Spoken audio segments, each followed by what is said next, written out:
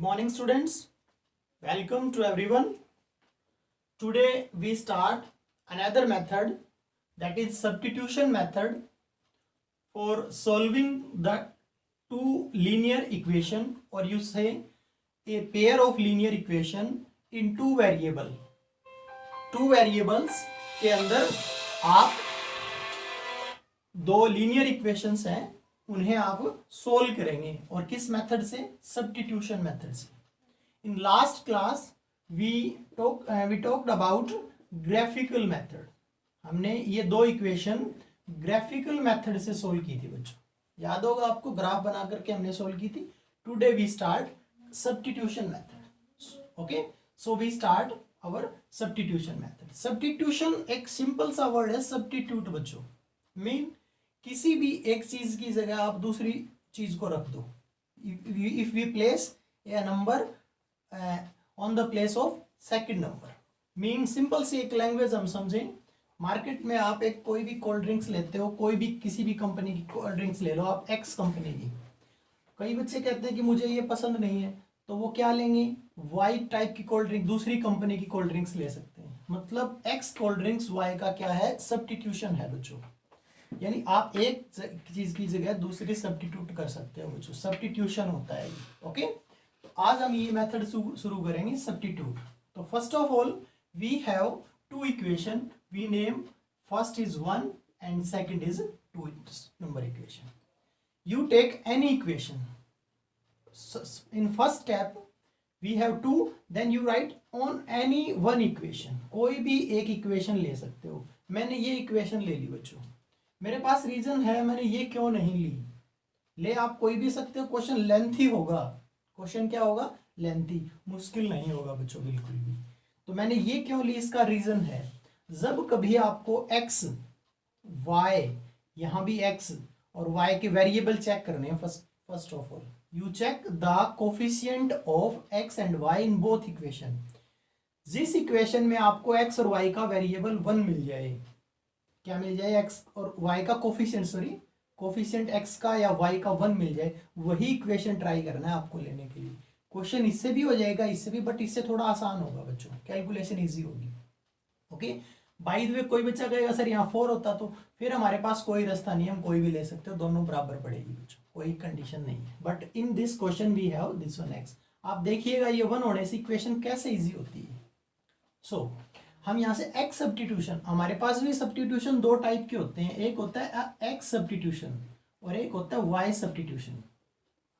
Okay, तो x substitution मतलब सबसे पहले हम यहाँ से एक्स की वैल्यू फाइंड आउट करें, क्योंकि कोफिशिएंट एक्स का 1 है। एक्स को यहाँ रखो और इस वैल्यू को राइट साइड ले जाइए आप। तो 2y इधर प्लस का है, उधर जाके किसका हो जाएगा? माइनस का। ये आपकी कोई 3 नंबर कंडीशन मान सकते हो इसको। Now you right put the value of, किसकी वैल्यू आई है? ये एक्स की। Put the value of x, कहां से आई है? ये 3 नंबर से। Put the value of X that is comes from equation 3।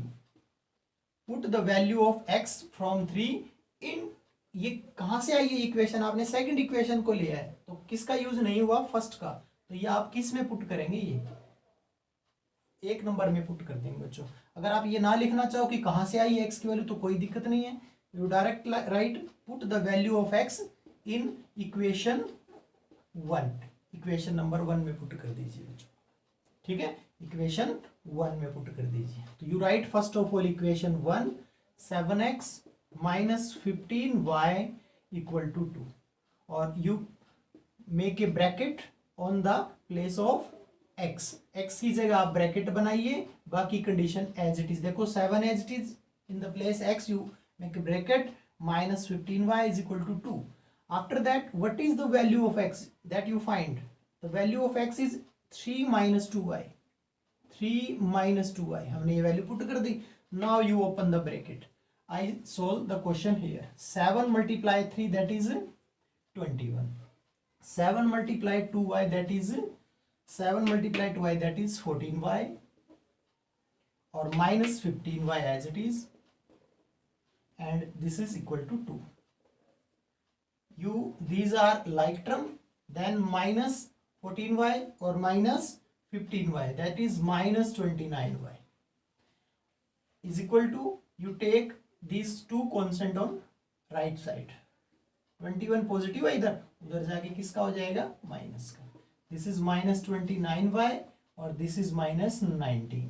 So this is the value, y की वैल्यू फाइंड आउट करनी है, तो 29 यहाँ मल्टीप्लाई में, उधर जाके किस में हो जाएगा बच्चों, डिवाइड में हो जाएगा. तो what is the value of y, 19/29.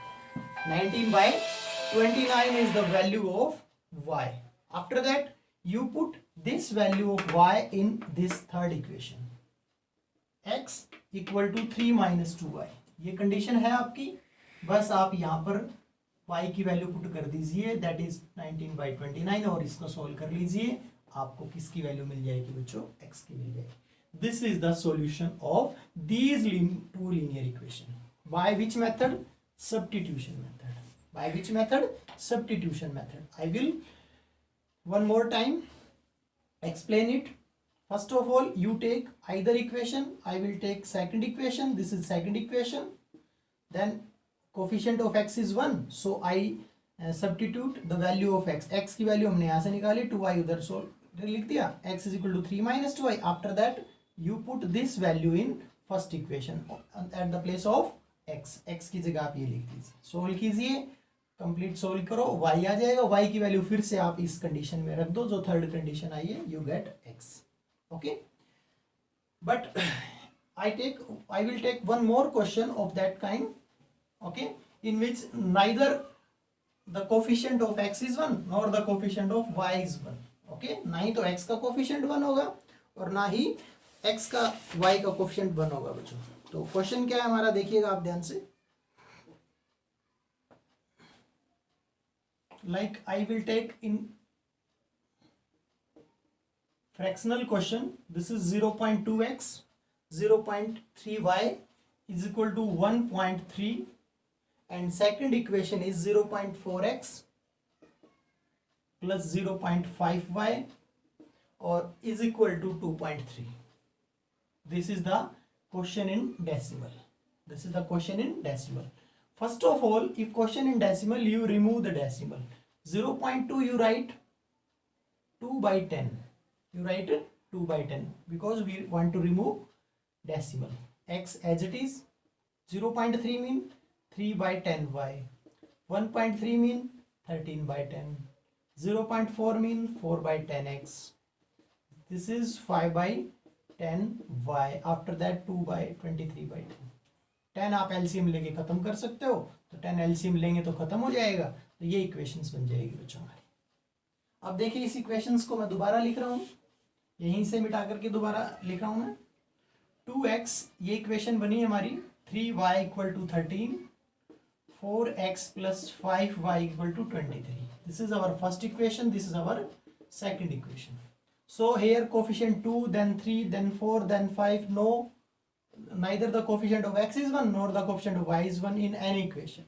So this time you take either first equation or second equation. So we take first equation or you write third. अब याद कीजिए बच्चों, पिछली बार हमने x की वैल्यू फाइंड आउट की थी, that is x substitution.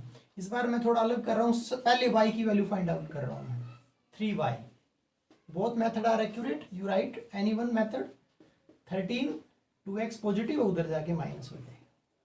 Then y is equal to 13 minus 2x by 3, ये आ जाएगा. 3 इधर मल्टीप्लाई में, ये एक स्टेप एक्स्ट्रा होगा बच्चों आपका. अगर कोफिशिएंट यहाँ 1 होता तो ये आपको डिवाइड नहीं करना पड़ता.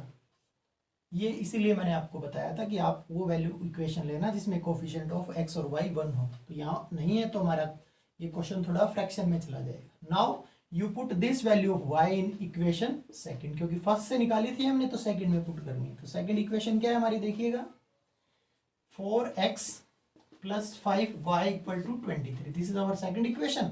This is the value of y, 4x.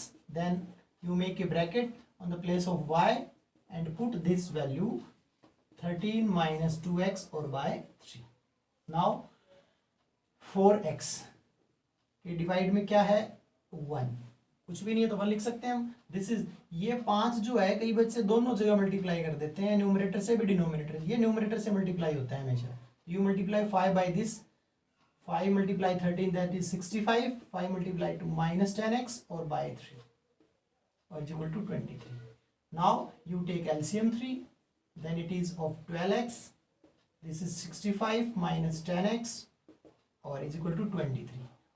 Next step, you multiply 3 on right side, then this is 12x, this is 10x of negative, then these are 2 like term, then 12x minus 10x is 2x plus 65 and 3 on right side, then 23 multiply 3, this is 69. After that 2x is equal to 65 you take on this side, then this is 4, so 2x is equal to 4, then x is equal to 2. The value of x is 2. After that put the value of x is equal to 2 in our third condition. ये third condition है, तो सबसे पहले third condition लिखें आप और इसके अंदर आप जहां भी आपको ये x नजर आ रहा है 13 माइनस 2 इंटू इसकी जगह आप x पुट कर दें और आप इसको क्वेश्चन सोल्व कीजिए.